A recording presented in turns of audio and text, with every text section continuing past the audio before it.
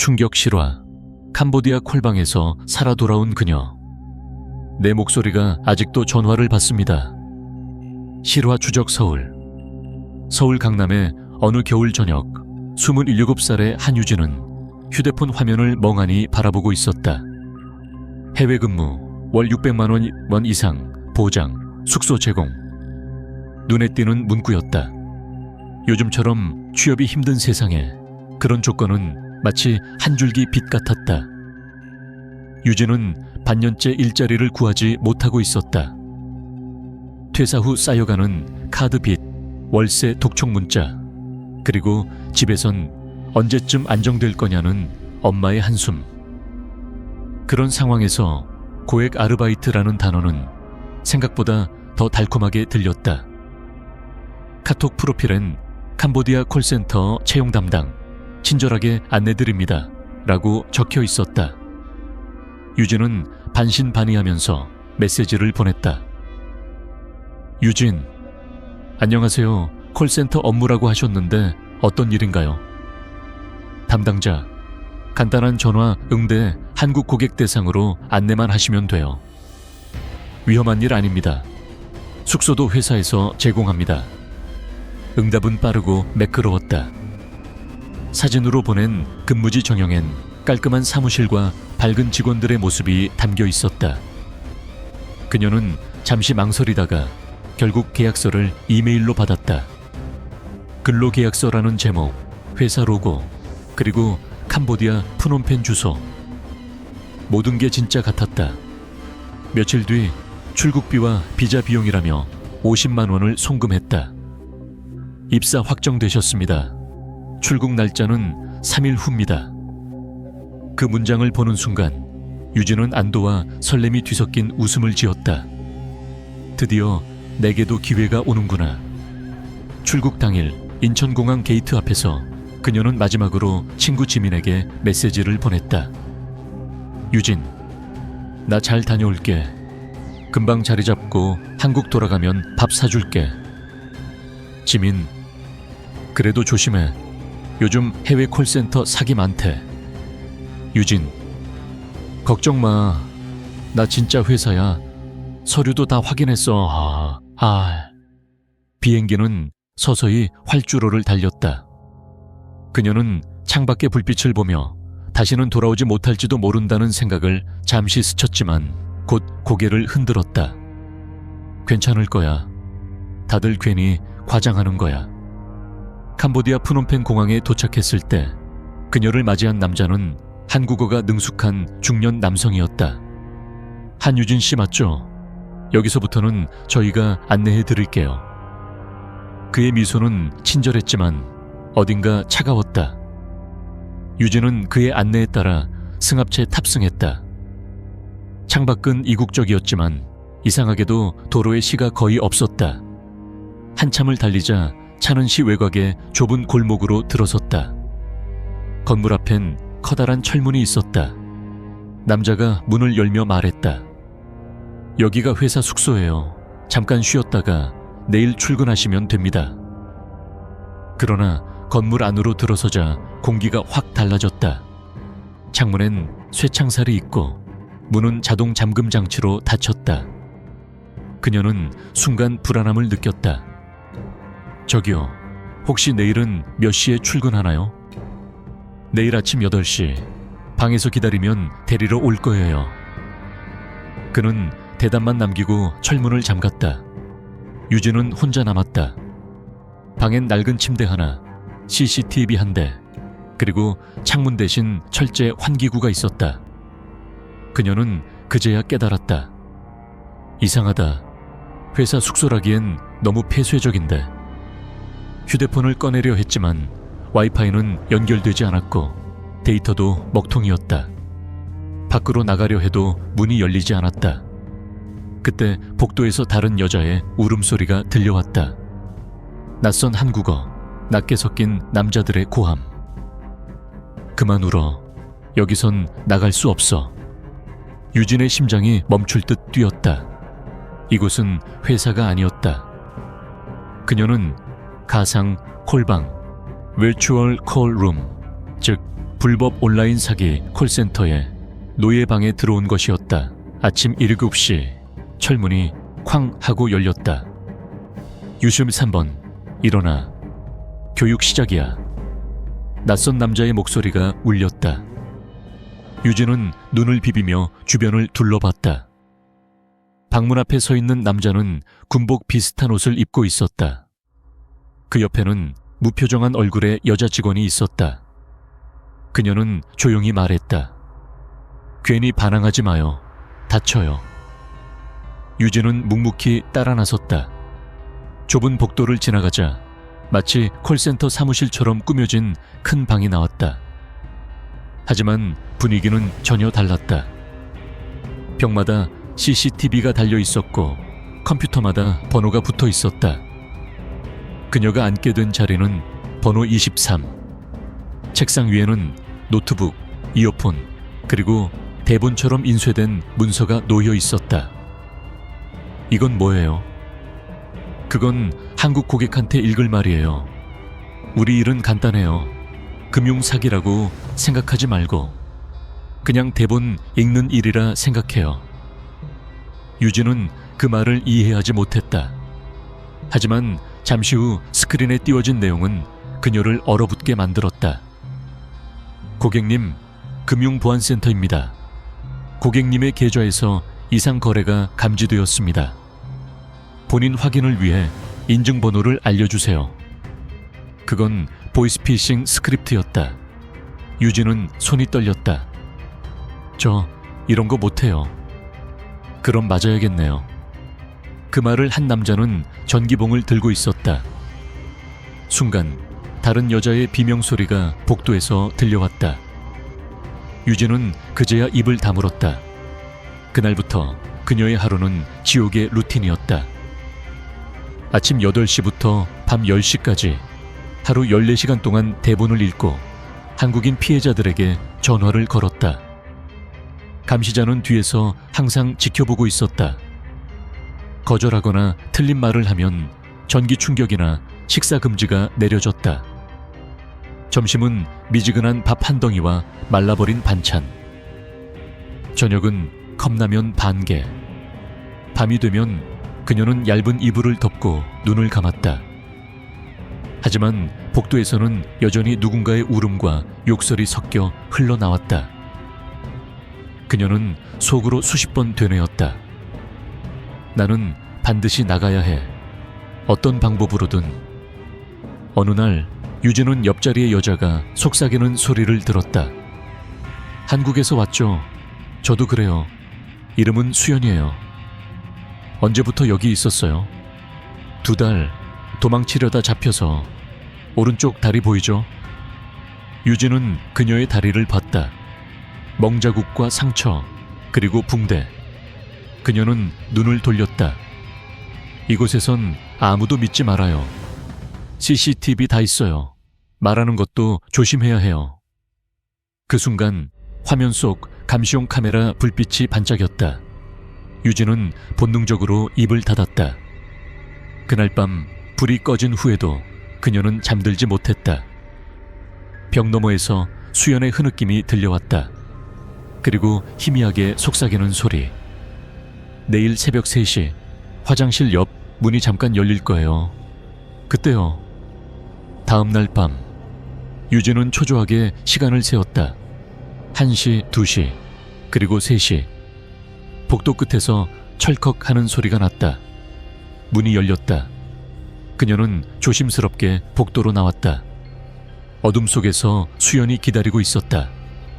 지금이야. 빨리. 둘은 조심스럽게 계단을 내려갔다. 철문 앞엔 경비가 잠들어 있었다. 숨을 죽이고 문 손잡이를 돌리려는 순간 거기서 뭐해? 큰 소리와 함께 불빛이 켜졌다. 무장한 남자 둘이 달려왔다. 유진은 도망치려 했지만 팔이 붙잡혔다. 전기봉이 그녀의 팔에 닿는 순간 세상이 하얗게 번쩍였다. 그녀가 눈을 떴을 때 다시 방 안이었다. 팔에는 화상 자국이, 입술은 터져 있었다. 문 앞엔 남자의 목소리가 들려왔다. 이제 다시 도망치면 내 친구부터 죽일 거야. 유진은 천천히 눈을 감았다. 그녀는 이해했다. 여기서 도망치려면 몸이 아니라 시스템을 깨야 한다는 것을. 그녀는 이제 피해자가 아니라 플레이어가 되어야 했다. 오늘부터 신규 스크립트 적용한다. 관리자의 목소리가 울렸다. 그날은 유진이 다시 번호 23자리에 앉은 지 열흘째 되는 날이었다. 왼팔의 화상은 여전히 시려웠지만 이제 그녀의 눈빛은 달라져 있었다. 두려움보다는 계산과 관찰이 자리했다. 새로 받은 대본엔 보안센터 자동 연결 시스템이라 적혀 있었다. 그녀가 전화로 안내하면 고객이 1번을 누르면 중앙 서버로 연결되는 구조였다. 유진은 그 순간 깨달았다. 서버로 연결된다는 건 IP가 어딘가로 전송된다는 거야. 그녀는 이전의 통화 로그, 화면의 데이터 포맷, 그리고 대본 코드를 하나하나 분석하기 시작했다. 감시 카메라가 꺼지는 점심시간, 그녀는 몰래 노트북 하단에 USB 포트를 확인했다. 사용 제한이라 표시되어 있었지만 그 근처엔 한 줄의 시스템 로그가 남아 있었다. IP Redirect, VPN Camcenter Net, KR Client Temp 2020년, 딜러, 3달. 그녀는 숨을 삼켰다. KR Client, 한국 서버. 그날 밤, 유진은 수연에게 속삭였다. 혹시 여기에 컴퓨터를 고치는 기술자 들어온 적 있어요? 한 번 있었어요. 어제 오후. 잠깐 고쳤다가 갔어요. 그 사람이 쓰던 USB 혹시 본 적 있어요? 검은색 USB였어요. 컴퓨터에 꽂고 뭐 설치하던데. 유진은 머릿속이 빠르게 돌아갔다. 그 USB가 서버 관리용이라면 내가 그 코드에 메시지를 숨길 수 있을지도 몰라. 다음 날 오후, 유진은 일부러 대본을 틀렸다. 감시자가 다가오자 그녀는 일부러 마우스를 떨어뜨렸다. 죄송해요. 손이 미끄러졌어요. 그녀는 재빨리 바닥으로 손을 뻗으며 USB 포트 근처의 데이터 포맷 코드를 눈으로 외웠다. 샌디 코드 AUTAC 45213. 그건 관리자 승인 코드였다. 그녀는 마음속으로 생각했다. 이 코드 안에 헬프라는 메시지를 숨길 수 있다면. 밤이 되자 콜방 내부는 조용해졌다. 관리자는 복도로 나가 담배를 피우고 있었고 감시 카메라에 초록불이 깜박였다. 그건 녹화 중단 신호였다. 그녀는 숨죽여 노트북을 열고 시스템 명령창을 불러냈다. CND 코드 H AUT 423 파스 CND 코드 as IUT help 3 해라. 엔터. 화면은 그대로였지만 데이터가 전송되는 바이트 수가 잠시 증가했다. 그녀는 두 손을 모았다. 제발 누군가 이걸 알아채줬으면. 다음 날 오전, 갑자기 시스템이 멈췄다. 모니터에는 Connection Lost 라는 문구가 떴다. 관리자가 다급하게 외쳤다. 서버 이상이다. 전원 꺼. 유진은 심장이 뛰었다. 그녀가 보낸 코드가 한국 서버에 도달했다는 신호였다.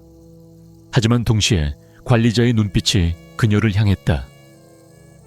번호 23, 너 뭐 했어? 아무것도요. 그녀는 눈을 피했지만 이미 늦었다. 관리자는 다가와 노트북을 빼앗고 로그를 확인했다. 그의 얼굴이 굳었다. 이게 뭐야? 헬프 23? 네가 했지? 그는 주먹을 쥐었다. 그 순간 복도에서 사이렌이 울렸다. 경찰이다. 문 열어라. 모두가 멈췄다. 관리자는 창문으로 달려가 보았다. 밖에는 캄보디아 현지 경찰과 한국 수사관이 함께 있었다. 총성이 울렸고 직원들이 우왕좌왕했다. 도망쳐! 뒷문으로 나가! 혼란 속에서 유진은 수연의 손을 잡았다. 이제 나가야 해요. 진짜로. 그녀들은 철문을 열고 뜨거운 바람 속으로 뛰쳐나왔다. 해가 떠오르고 있었다. 캄보디아의 아침 공기 속에서 유진은 처음으로 자유의 냄새를 맡았다. 그러나 그 자유는 오래가지 않았다. 뒤에서 총성이 울리고 수연이 비틀거렸다. 먼저 가요. 그녀는 바닥에 쓰러졌다. 유진은 눈물을 참으며 그녀의 손을 붙잡았다. 같이 가야 해. 약속해요. 이 지옥을 세상에 알려줘요. 그녀의 손끝이 점점 식어갔다. 몇 분 후 경찰이 유진을 보호했다. 그녀는 눈을 감은 채 중얼거렸다. 헬피23. 그게 연결됐죠? 경찰. 네, 당신이 보낸 코드 덕분에 위치를 찾았어요. 그녀의 눈가에 눈물이 번졌다. 모든 고통이 흘러내리듯 조용히 웃었다. 서울 서초동 경찰청 보호센터. 유진은 하얀 방 안에서 조용히 앉아 있었다. 벽 한쪽엔 카메라, 반대편엔 수사관이 있었다. 한유진 씨, 다시 한번 정확하게 진술 부탁드립니다. 그녀는 고개를 끄덕이며 말을 이어갔다. 저희는 콜센터라고 믿었어요. 근데 첫날부터 감금됐어요. 누가 시켰는지도 모르고 한국 사람들한테 전화해서 돈을 유도했어요. 수사관은 고개를 끄덕였다. 한국 경찰이 위치를 특정할 수 있었던 건 당신이 보낸 코드 덕분이었어요. 헬피23은 그건 내부 접근 신호로 추정됩니다. 유진은 손을 꼭 쥐었다. 그게 마지막 희망이었어요. 수연 언니가 그렇게 말했거든요. 세상에 알려달라고. 그녀의 눈가가 젖었다. 수사관은 조용히 고개를 숙였다.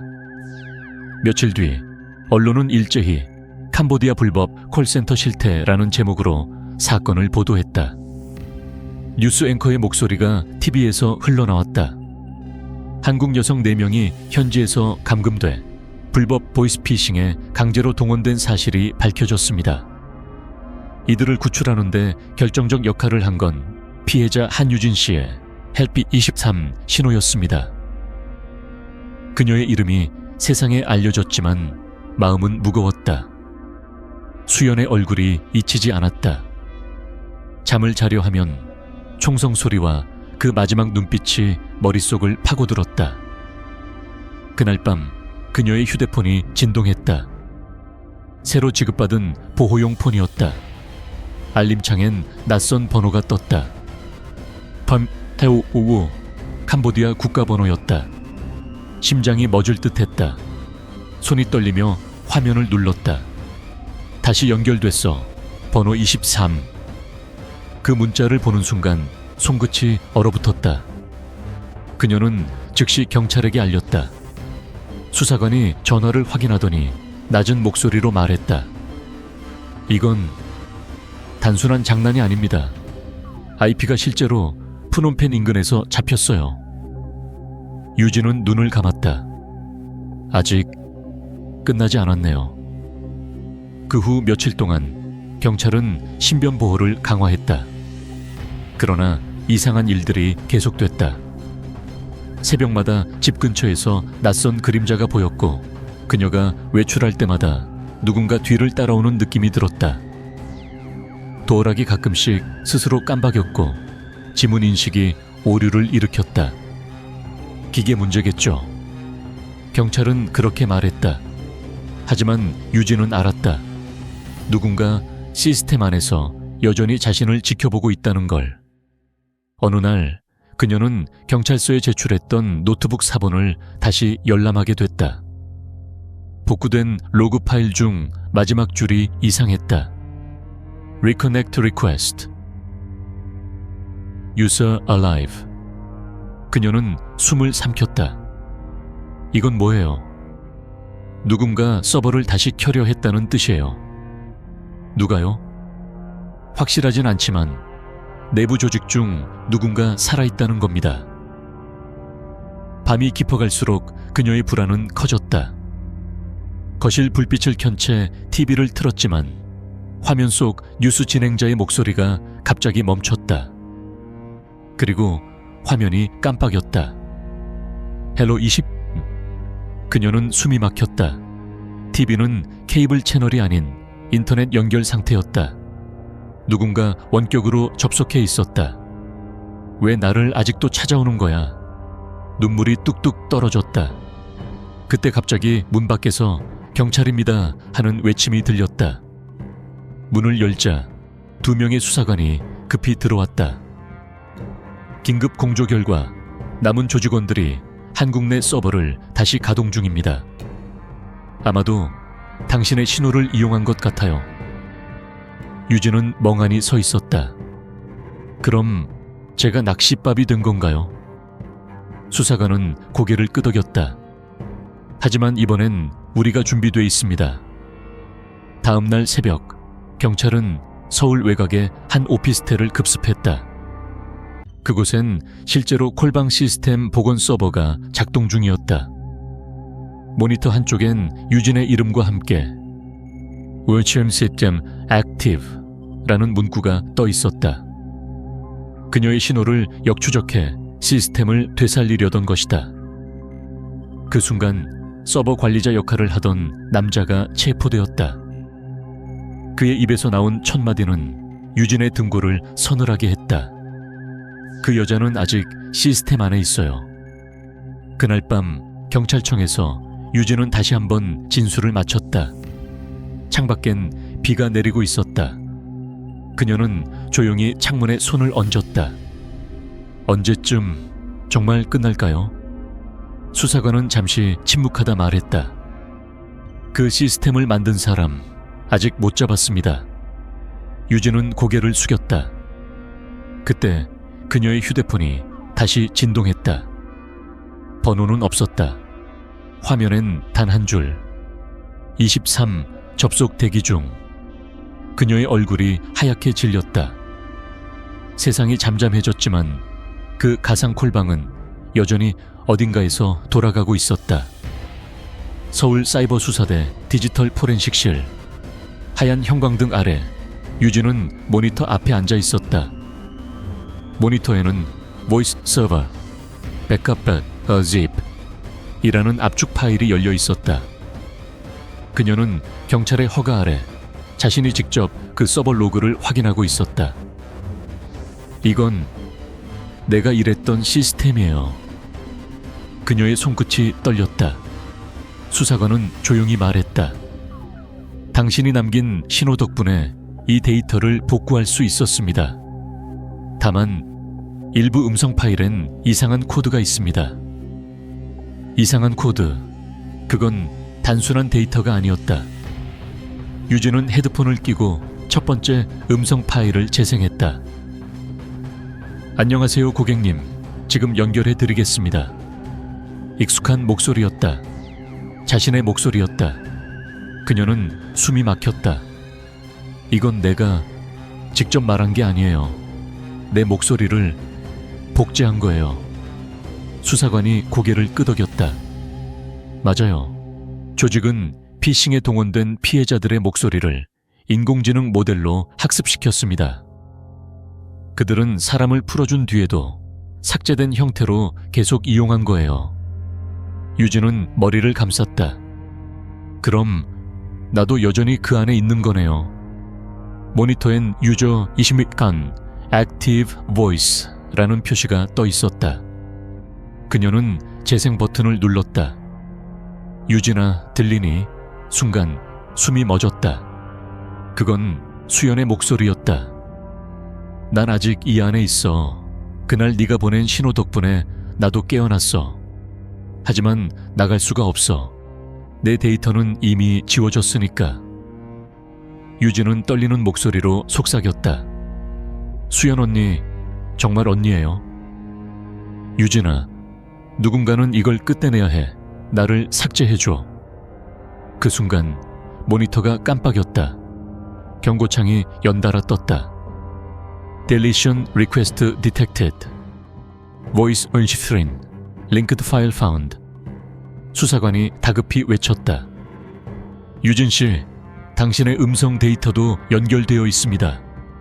삭제 명령을 실행하면 당신의 신호가 완전히 끊어질 수 있어요.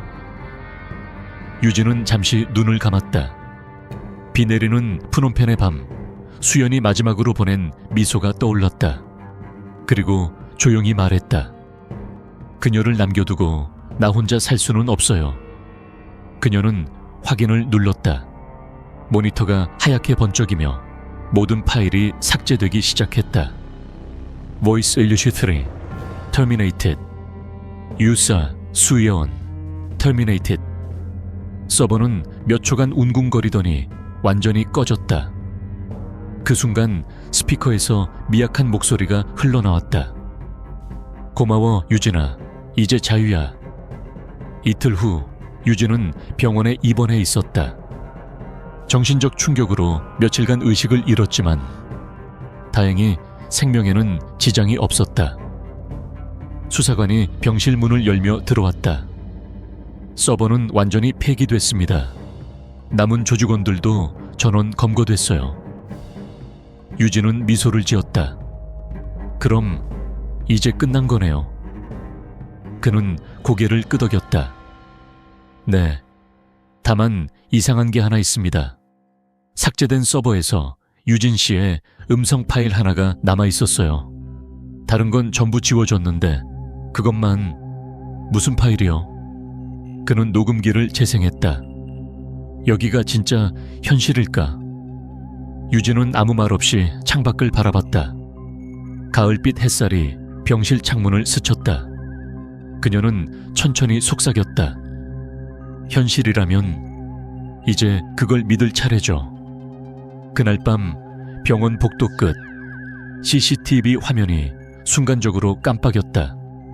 그리고 화면 구석에 흰 글자가 스쳤다. Voice System Restarting.